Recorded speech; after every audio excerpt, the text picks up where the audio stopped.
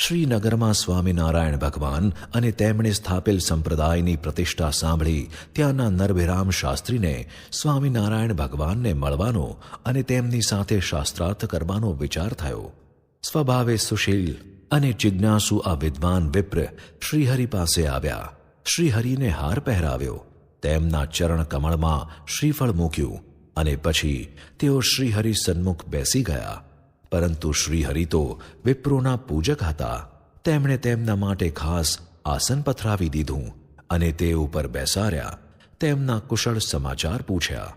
નરભિરામ શાસ્ત્રીએ વિનયપૂર્વક કહ્યું, આપની પ્રતિષ્ઠા સાંભળી દર્શન કરવા આવવાની ઈચ્છા થઈ. આપના દર્શનથી અંતરમાં શાંતિ થઈ ગઈ. જો આપની આજ્ઞા હોય તો જિજ્ઞાસુ ભાવથી થોડા પ્રશ્નો પૂછવા છે. વિપ્રના અંતરમાં નમ્રતા હતી. દેહ ઉપર દરિદ્રતા દેખાતી હતી. મહારાજે સ્વાભાવિક રીતે જ કહ્યું, તમારે જે પૂછવું હોય તે ખુશીથી પૂછો, પરંતુ પહેલા કહો કે તમારો વ્યવસાય શો છે. વિપ્રે હાથ જોડીને કહ્યું, પ્રભુ, વ્યવસાય તો વિપ્રોને બીજો શો હોય? વિદ્યામાંથી જે કાંઈ પ્રાપ્ત થાય છે તેમાં દેહ નિર્વાહ કરું છું.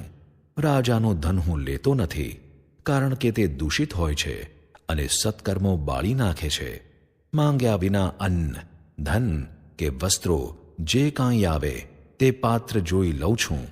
વિદ્યાના વ્યવસાયમાં પણ પ્રસન્નતાપૂર્વક જે ગુરુદક્ષિણા મળે તે લઉં છું.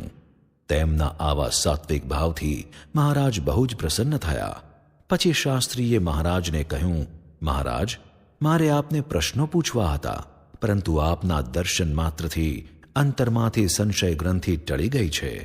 આપ હવે જીવના મોક્ષ માટે જે સિદ્ધાંતો સમજવા અનિવાર્ય હોય તે કહો. ભગવાન કોને કહેવાય? તે સાંભળી શ્રીજી મહારાજે કહ્યું, તમારી મોક્ષ માટે જિજ્ઞાસા છે. વળી તમે શુદ્ધ અને સાત્વિક છો, તેથી કહીએ છીએ. અમે ભગવાન વેદવ્યાસને આદિ આચાર્ય માનીએ છીએ. તેમના ગ્રંથો પરથી બીજા આચાર્યોએ ટીકાઓ રચી આચાર્ય પદવી મેળવી છે, પરંતુ તે બધા જ આચાર્યો વ્યાસજી સમાન કહેવાય નહીં. વ્યાસજીએ સર્વે શાસ્ત્રોના સાર રૂપે શ્રીમદ ભાગવત પુરાણ રચ્યું. તેમાં ભગવાનના ચરિત્રોનો મહિમા કહ્યો છે. ભગવાન સદા સાકાર છે એ સિદ્ધાંત સ્પષ્ટ લખ્યો છે. તે ઉપરાંત ભગવદ્ ગીતા તથા વ્યાસસૂત્રો ઉપર રામાનુજાચાર્યે રચેલા ભાષ્યો અમને પ્રિય છે. તેમાં પણ ભગવાનનો મહિમા તથા ભગવાનના સાકાર સ્વરૂપનો સિદ્ધાંત સ્પષ્ટ આવે છે. તેથી ભગવાનના મહિમાના જે ગ્રંથ હોય તેમજ જે ગ્રંથમાં ધર્મ, જ્ઞાન, વૈરાગ્ય અને ભક્તિનું પ્રતિપાદન કર્યું હોય તે ગ્રંથો અમને પ્રિય છે. ભગવાનના સાકાર સ્વરૂપની નિષ્ઠા અને ભગવાનના મહિમાનું યથાર્થ જ્ઞાન, આ બે રહસ્ય સમજવાથી જ જીવોનું કલ્યાણ થાય છે. મહારાજની ધીર ગંભીર વાણી સાંભળી નરભિરામ શાસ્ત્રીના અંતરમાં પ્રકાશ થવા લાગ્યો. તે જાણતા હતા કે ભગવાનનું ભગવાનપણું જીવનો મોક્ષ કરવામાં જ છે, છતાં તે રહસ્ય ઘણાને નથી સમજાતું અને કેવળ પરચા અને ઐશ્વર્યથી અન્યને ભગવાન સમજી બેસે છે. તેથી તેમણે પ્રશ્ન પૂછ્યો, મહારાજ, કેટલાક લોકો પરચા બતાવે છે, ઐશ્વર્ય બતાવે છે, તેને અબુજ્જનો ભગવાન માની બેસે છે, એટલે ભગવાનનું સાચું ભગવાનપણું તેમના કયા ભાવથી સમજી શકાય? આ પ્રશ્ન સાંભળી મહારાજ પ્રસન્ન થયા. તેમણે કહ્યું, શાસ્ત્રીજી, તમે યથાર્થ કહ્યું. લોકોમાં અજ્ઞાન છે, તેથી પરચા, ઐશ્વર્ય કે સિદ્ધિઓ બતાવનારને ભગવાન માની બેસે છે. પરંતુ આ પરચા, ઐશ્વર્ય કે સિદ્ધિ જે કાંઈ જેને પ્રાપ્ત થાય છે તે કેવળ ભગવાનની જે ભાવે ઉપાસના કરી હોય તેનાથી જ પ્રાપ્ત થાય છે. તેથી ભગવાન કરતાં પણ કોઈમાં ભગવાનની ઈચ્છાથી અધિક પ્રતાપ કે ઐશ્વર્ય દેખાય તો પણ તેવા જનો ભગવાનના એક રોમ બરાબર થઈ શકતા નથી.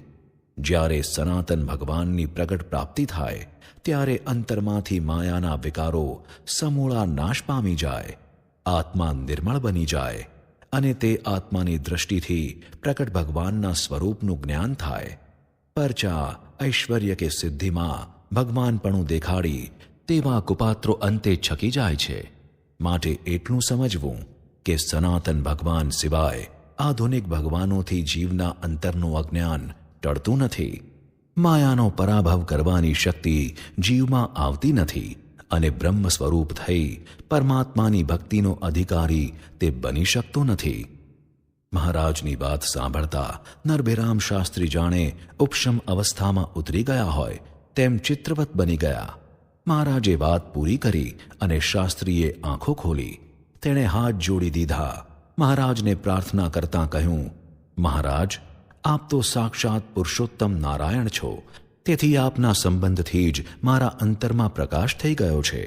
આપની આ દિવ્ય વાતોથી આપના સ્વરૂપનું જ્ઞાન થયું છે. આપ પ્રત્યક્ષ પુરુષોત્તમ છો તેવો મને નિશ્ચય થયો છે.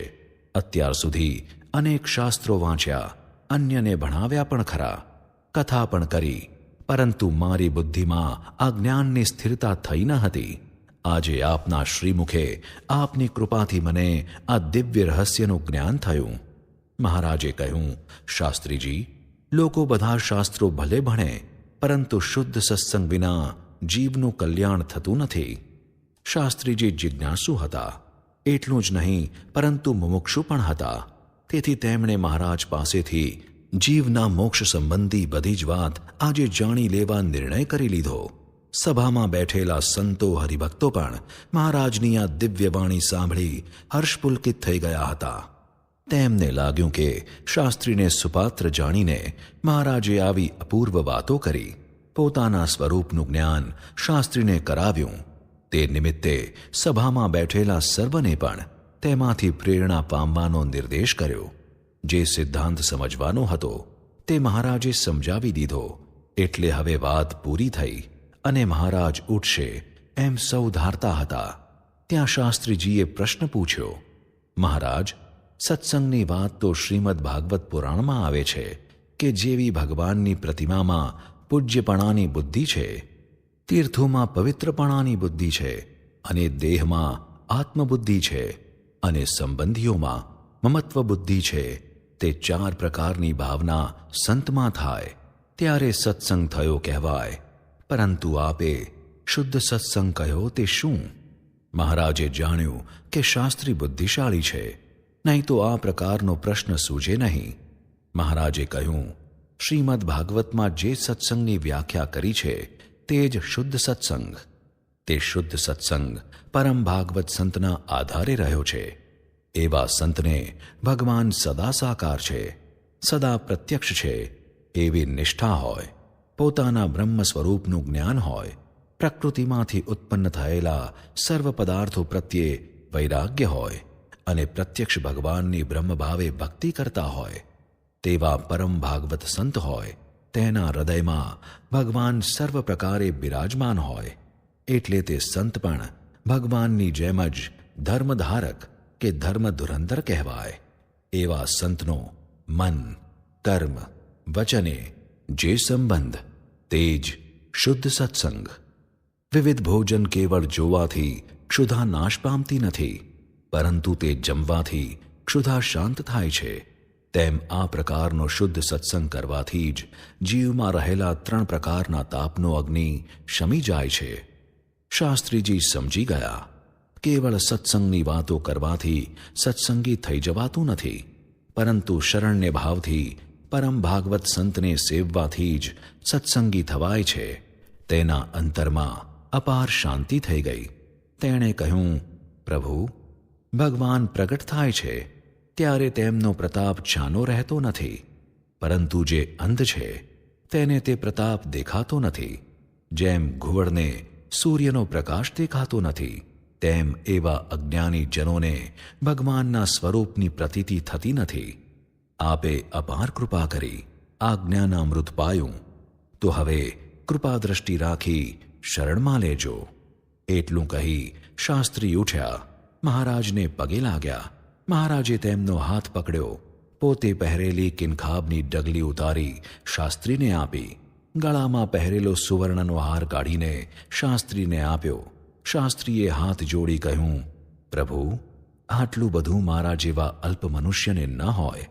આ આપની ડગલી હું પ્રસાદી રૂપે રાખી રોજ દર્શન કરીશ, તેનું પૂજન કરીશ, જેથી આપના સ્વરૂપની સ્મૃતિ મારા અંતરમાં કાયમ રહે. આહાર મારાથી ન સ્વીકારાય. મહારાજે તેની વાણી સાંભળી કરુણા દ્રષ્ટિએ તેના તરફ જોઈ કહ્યું, શાસ્ત્રી, તમારા જેવા સુપાત્ર બ્રાહ્મણને તો જેટલું આપીએ તેટલું ઓછું જ કહેવાય. માટે તમો ખુશીથી સ્વીકારો. તમારું દારિદ્ર્ય હવે ટળી જશે. આ આશીર્વાદથી શાસ્ત્રી કૃતાર્થ થઈ ગયા. મહારાજને પગે લાગી તેમણે વિદાય લીધી. શ્રીહરિ શ્રીનગરમાં રહ્યા એટલે શ્રીનગરવાસીઓની ઘણા દિવસની ભૂખ ભાંગી. શાહપુરમાં વસતા ભગવાનદાસને ઘેર સંતો સહિત જમવા પધાર્યા. નવા વાસમાં પુરુષોત્તમ સોનીને ત્યાં પધાર્યા. જેમણે આમંત્રણ આપ્યું તેમને ઘેર મહારાજ પધાર્યા અને તેમના મનોરથો પૂરા કર્યા.